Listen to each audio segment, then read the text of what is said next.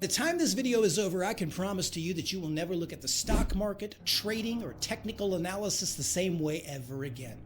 Because I'm going to share with you a strategy that can get you on the right side of the market 90% of the time. And with that knowledge, you will have the power and confidence that you need to make anywhere from 200, 500, 1,000, or however much money you'd like to make per day. And here's why you're going to be able to do that consistently. Because this strategy is so specific, it happens almost every single day at the exact same time. And all you need to do is be present. And it doesn't matter if we're going through a bull market, a bear market, a sideways market, geopolitical tensions, uncertainty, high inflation, or a melting down world. Almost every day, like clockwork, it's there. You just need to execute. Now, we call this strategy the box strategy. And the unique power of the box strategy, it's not just a great strategy within itself, but it's also time-based. And it answers the questions that other strategies over the last 100 years have failed to answer for you. And that is, when do we buy, when do we sell, and when do we do nothing at all?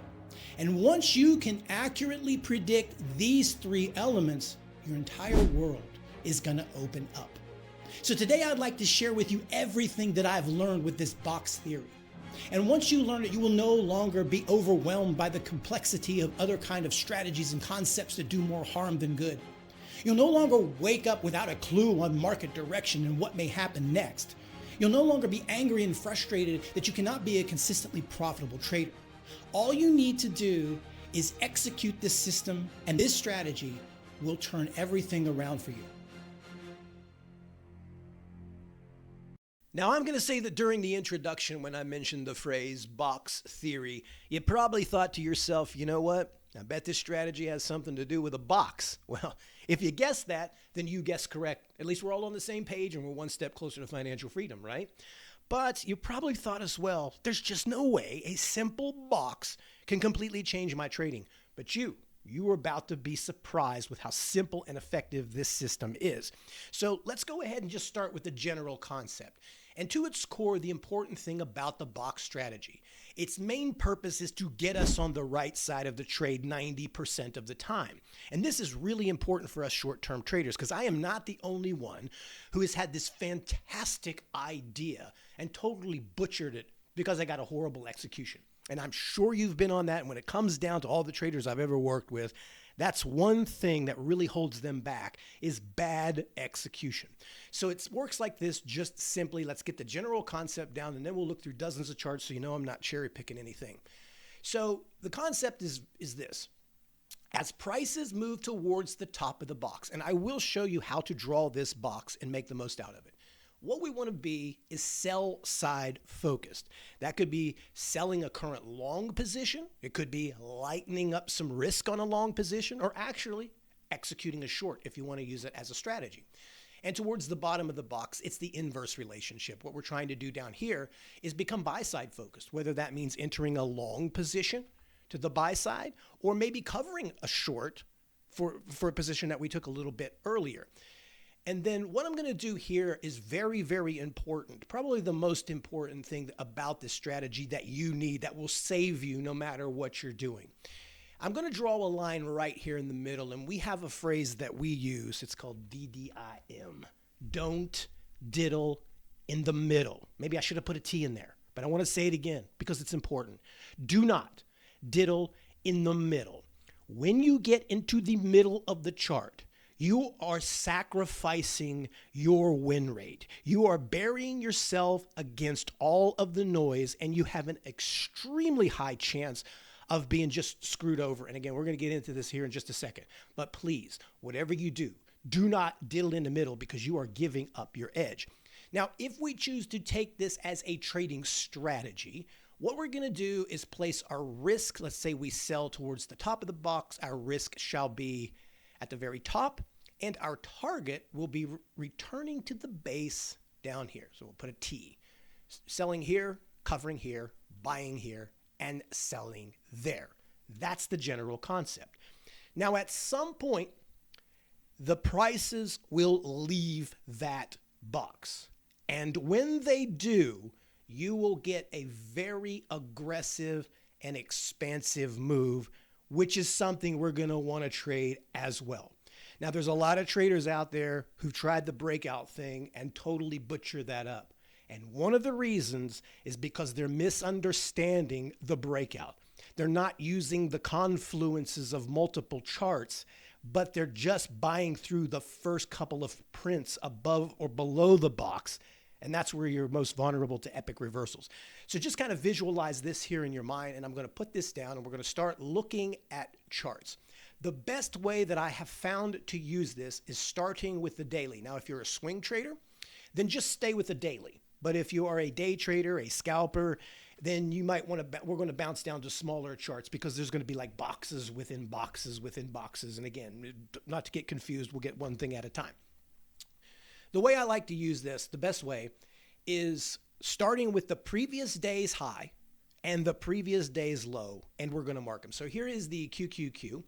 And before we get into what happened on Friday, I just want to take a look at Thursday's action and start there. And then if you happen to be watching this over the 5th, 6th, the market will open up on the 7th, and I'll give you some levels to watch so you know how effective this strategy is. So what I'm going to do right here is I'm just going to draw a line right at the very top, close to the top of the high on Thursday and down towards the low. Okay? Very simple stuff. These are what I call your premium ranges. Your biggest activity, your biggest questions that you need to have answered to make winning trades is going to take place at these levels. This is where the big buyers, the institution, the so-called smart money is going to show up and start turning these trades with large volume, okay? Now from here, what I want to focus on is now bouncing down to a 5-minute. Now, I like to use a 5-minute. That's just the way I am. You can use a 1 hour. It's all going to be universal because these levels are going to match up on multiple time frames, which is its true power. So here is that high and here is that low. Now, if we back up, you're going to see that this thing flirted around that area for several days before it moved out. And this is what most stocks do. They make most of their moves in a very short period of time. And most of the time, they just haggle in between this range where traders are placing long bets, short bets, and jockeying around for position. So let's take a look at this. Just draw a box from this pivot high right here, okay? And we're going to go all the way down to the low. Let's draw a box here. Right down here to this low. And let's just expand that all the way out.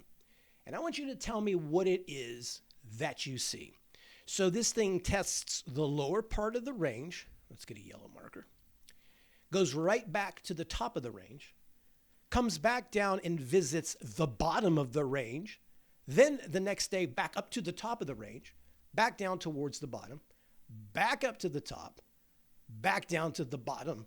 And it just keeps on continuing that cycle until we get a news event here on Friday, which I'll talk to you about that, because sometimes technical analysis isn't so just black and white. There's variables to it. And I want to show you still how accurate it is when things kind of go wrong, right? Maybe somebody don't want to tell you that, but I am. So let's just say hypothetically, which is really hypothetically, if you played that box range, you've got 3 days with you buy, sell, sell, buy, sell, sell, buy. You got 7 trades in a row where you picked up about $5 per share each time. Now, obviously, that's if you hit it perfectly, but you get the concept. If you don't take anything else away from this, what you should take is you do not want to be the buyer up here. You do not want to chase those prices under any circumstances, because the market has this ability to keep coming back and visiting what we call these imbalances, these fair value gaps, these ranges. And instead of going through all of that nonsense and those big words, just use the box. It's faster. So here's what I want to talk to you again about diddling in the middle. Let's take a look at right here, the dead center of this chart, okay? And factor that becomes your entry. So let's say right here you decide, I want to buy this pullback. The problem with this pullback is it did not revisit the low. So by doing it in the middle, you're kind of stuck in this weird spot. But look what happens. It begins to look like, tell me, you've been faked out before, right? Because I know I have a long time. It get faked out, right? It moves back up and it looks like it's going to break. It's pulling people in. But what happens? Sneaky. you end up right back down at the bottom again, right? In the center, you get all of this noise. Now, the other reason is sometimes that trade will in fact work. But over time, your body of work, you will never survive with trading in the middle like that. And here's the main reason why. If I become a buyer here or anywhere in the center of this chart, the next thing I have to think about is the risk I'm going to take on my trade, right? And I went through this with the John Wick strategy. It's interesting that we get into a trade via technical analysis, but then we place a stop loss at a financial pivot, right? Or an emotional pivot, right? We seem to have this amazing ability to get in, but can't get the hell out of anything. If you're using technicals to get in, you got to use technicals to get out. So if I am a buyer here in the middle, my risk, if I want to do this right, has to be underneath of the buyer, correct? That's where I'm wrong on the trade. Any kind of nonsense that takes place before that, the idea is still valid. It has to trade under there for me to be wrong on that trade. So that is my risk. If I draw like a little risk window right there, right? And then let's say the high of day is that top pivot. Well, that's my reward, right? That's my profit. These windows are the same size. I'm just 50-50 coin tossing there. And that's why, no matter what you do, don't get into the middle. Now, let's talk about another variable that many people say, yeah, but what if this happens? Yeah, but what if this happens? So take a look here. We have news right here on Friday. We had the payroll report. And this thing goes super parabolic. Now, one of the reasons it did go parabolic is not just because of the news, but what did you do? You broke the range. And when you break these ranges, big things happen. Again, why traders sometimes screw the breakout is because they're trying to catch the first, second, and third breakouts of the day, and those typically don't work. So you get this really huge breakout. Everybody's chasing, man, that's a good CPI. They cut interest rates. The market's going to all-time highs. Everybody's just piling in. But what happens? What happens? As soon as the market opens, it comes right back down into the box. You see that? As if it was supposed to do that the whole time. It just returned back into the box. So if you haven't figured this out, let's say Trader A, I'm going to put TA, Trader A buys this market right here. And then you have Trader B that bought it way down here. Now, at the end of the day, where do you end up? You end up right back up at the very top of that range. But if you bought here, assuming you held through this nightmare drop, all you ended up the day was break even, while Trader B, who happens to be on the right side of the trade, both of them want the exact same result, right? One of them has money, the other doesn't. That's execution. That's what execution will do. And if that trade did not work, the person who bought it here would know right here, that's where your stop is. You're losing less money when you're wrong. Trader A won't know they're wrong until down here. And by that time, you've just got cheesed for about $8 a share, which is ridiculous, right? So you'll never survive on that formula. Now, what I want to show you here, if you haven't picked it up on the charts, let's clean this up just a little bit. I want you, while I'm talking right now, to look at the left side of the chart. Just go far left as you can. Do you see anything else over there, my friends? See anything else? See anything else? What about this? Let's draw a box there, why don't we? Top of the range, bottom of the range. Well, I'll be damned. Look who went right into the range, right? Interesting. So what you're seeing is every day, stocks, assets, gold, I don't care what it is. They need to test these levels to establish buyers and sellers. And when the largest buyer gives up, things tank. When the largest seller finally gives up, you get impulsive rallies. But notice how range bound. So up here, while everybody is buying, they're just simply not paying attention to the risks that they're taking. All you had to do is wait 20 minutes and you would got a dynamite entry and made bank. It's really that simple. So it's getting you on the right side in most cases. And if you lose, like so that you sell right here, your risk is just right there. You're playing the risk and the probability of that trade rather than trading with your heart and your emotions, right? Now, that's pretty good right there. Let's get rid of some of this. So put those levels on here. Now, what I want to do is give this to you. This is October 4th. So the 7th, the market will be open. Show you that I'm not just cherry picking charts here. So the NASDAQ has closed. Let's go to the daily chart up here, down at the bottom. NASDAQ has closed up here towards the top. And here is your base, okay? And this would be your upper range. And this, from the previous days, Thursday's high, would be the bottom of your box. So if this does break out, what you will probably see on October 7th is either you will move up into this range, return back into that range, then make a breakout, sort of like the check mark strategy, or you will move down lower. And how would I know something like this? Here is something that happens every single day where you have an extraordinary edge. Let's go back here for just a quick second and put a line right up here. Okay. High and the low. Right? Draw that there. There we go. This gray area is the pre-market. So take a look at what happens at the market open, the black area. Do you find it coincidental that you opened up in the center of the chart? You notice that? Opened up in the center of the chart. And what happened? Right from the open, almost all the time, with the NASDAQ, the S&P 500, the Dow Jones, especially when it comes to indexes. Stocks are pretty good. Indexes are far more reliable. Almost every single day of the week, this thing will open up dead center of that range. Call me a conspiracy theorist, but I'm telling you, that's what happens most of the time. And within 5 to 10 minutes, more likely 5, this thing will make a run for either the bottom of the range or the top of the range. Now, see, if you trade it in the first 5 minutes, you don't know which one it's going to be. It's a coin toss. It's better to wait for it than make the trade after, right? And take a look right here at the open. You dive lower. You test the bottom of the range, like right to the penny. And then it goes right immediately up to the top of the range. The next day, where do you open up? The middle. What do? You go down towards the bottom.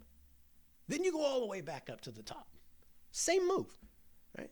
And the next day you begin at the top, right? You blow right through it, but you still end up coming back down to the box.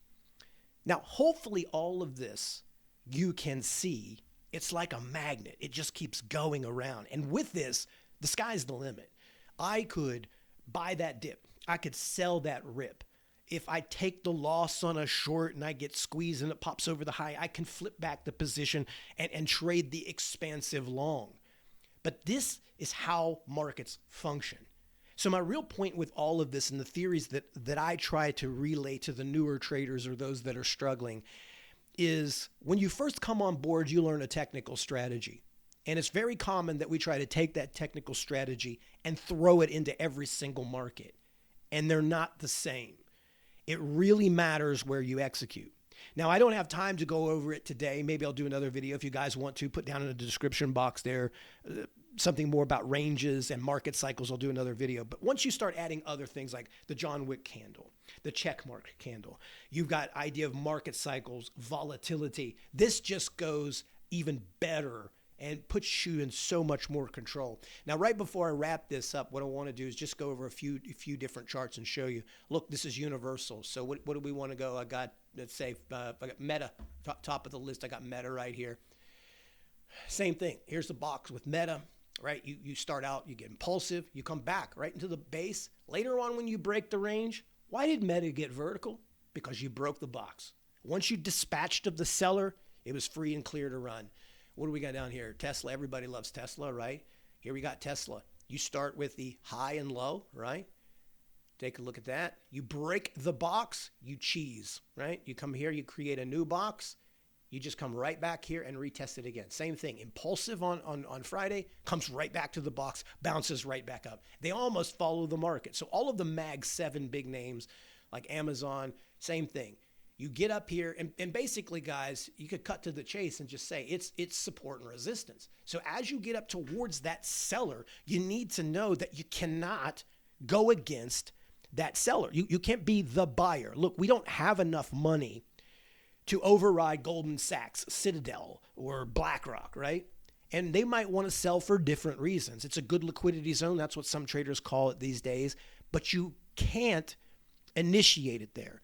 So what I'd like to just hammer home before I close out this video is that when you have the idea, it doesn't matter if you want to be a short seller, you want to be a long buyer, you want to trade microcaps, you want to do futures with a prop firm, it doesn't matter. There's money everywhere in the markets.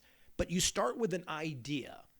And then the next step is that idea valid, right? And with the box strategy, it's valid because every time we get into the heavy seller, heavy buyer, it's our guardian angel. It protects our trade. And it makes a 50, 60% trading strategy turn into an 80 or 90, not a bunch of lines. Like if you're using trend lines or MACDs or stochastics, those things are still subject to market movement and support and resistance. Everything derives, in my opinion, from support and resistance, and the box strategy is the same way. So once you break the box, you are free to travel to the next box. And some people may say the stock is overbought, the market is overbought, we're going too high, the RSI is high. Doesn't matter because you dispatched of the seller. Now it's free to run, and that's how we'll time those moves. So in a recap, start with the highs and lows of the previous day. Now, one thing I should say is if you have a really big day like this, just happen to have Amazon up here. Let's say you have a big blowout day, something I don't believe I covered. Start with the highs here, the highs of that big candle, and the lowest, the high of the next candle, like right there. So that's where I would draw a box if you get a blowout move. And look, no technical analysis strategy is going to be perfect. You have variables that you have to deal with in the market. You have news events that you have to deal with in the market. You have choppy moves. But once you have this, you'll have the clarity. You'll have the confidence to wait for your entry. Start with that. Now, I will say that if you have a big, huge day and you have that big blowout day, you got to understand that the box will lose a little bit of its authenticity, if that's the right word I'm trying to use, because you're kind of extended. You're going to need to let that thing settle in and create a range. So I would use that as the lower. And you'll see as soon as it broke the box, it continued to go up. And the next couple of days here on the daily, it dipped back in there. So it will give you another entry. So there's no need to FOMO. And you'll look through any Mag 7, look through any kind of stock chart. You're going to see the same thing. But notice this. In the morning, almost everything is going to open up dead center. And within 5 minutes, it's going to show its hand and either march to the top or march to the bottom. Now, I don't trade that initial 5-minute move, but can you? Hell yeah. Why not? If you can make effectiveness out of that, go for it. That's a strategy, right? So you can do whatever you want. I usually like to counter the move. It works better for me, but that's me. But at least you'll know if you do, you got the move, you get out of it. You know where it's going. There's no more surprises. So anyway, guys, I'm going to call it the video right there so I don't just continue to rant. I sometimes get very excited when I'm talking about stocks because I love this. Anyway, I want to remind all of you that every week we put out a watch list of our favorite stocks. It's more swing trade oriented, some day trades in there. We also do a complete breakdown of all these levels and all of these box strategies, John Wick strategies, kill switch strategies that we use, and show you these setups. And you know what? It's free.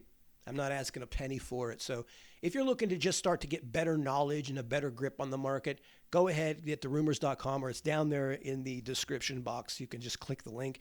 And I want to say thank you very much for your participation. As always, if you have questions, you know how to reach out to me. And on that note, take care, trade well. Cheers.